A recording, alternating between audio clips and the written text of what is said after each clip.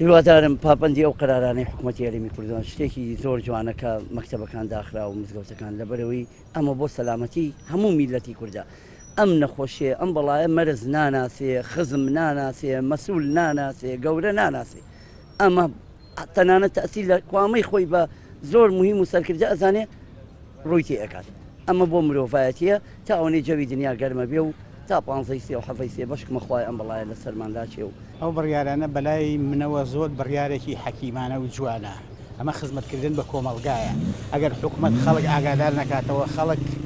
چۆن گوێ بیست بێ لەو خراپیانەی ئەم ڤایرۆسە لەبەر ئەوەی زۆر بڕیارێکی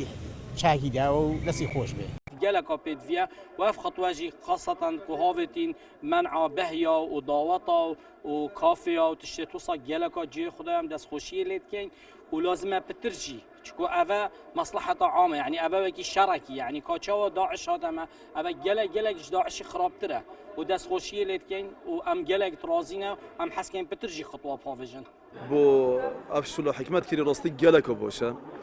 يعني جلك تشتكي بوشة مثلا كأف تشتت كومبون جديد مثلا او كومبون او جهه عام ايد عالم بتزدحام كيم كرين روستي مثلا وكي جوزينو وكي مثلا نورجيلو تشتوصو عالم جلك قاستون كتن جحد نظف كي خر بوروبتر قاستون جهد كان باطلا شنو نعادو تشتي بوش او روستي اف نورجيلا من عاكري اف جهه توصل من عاكري يبوشتر او مثلا جهه مطعمه مثلا كرسي كتوان ميزتوان جيك دير كان صبايا مثلا بينيش تاخذنا كد مونت بيجن حتى مثلا 2 متر فيروس شتن ويا ولا تفي بشكل دير بيتن على الاقل مثلا ميس شديد دير تل بيتن مثلا 2 متر 3 متر دير بيتن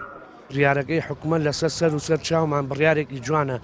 كألين مرون ناو كومالو يانا كو تعزيو برسا نيلنو يا ناو قربالقي براسي و جيش نازي أو قصي حكومة كريم كديتي بومان مالي أو بممنوني بو يمش باشا بو كومالقي باشا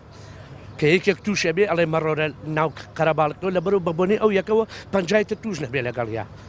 بلان من هو بريالك زور جوانا زور شتيجي باش أم بريال ذلك كدو أو لا مصالح هي موقستاني كدو حكومة هرمي كردستان شكولا بيما مرة قربالك مرة إيران مرة حدود كان مرة شوني كان الشباب توشوني أو فيروس زي كوكما لك بريالك زور باش هذا سقوشي لحكومة هرمي كردستان كم هو بريال ذلك كدوه.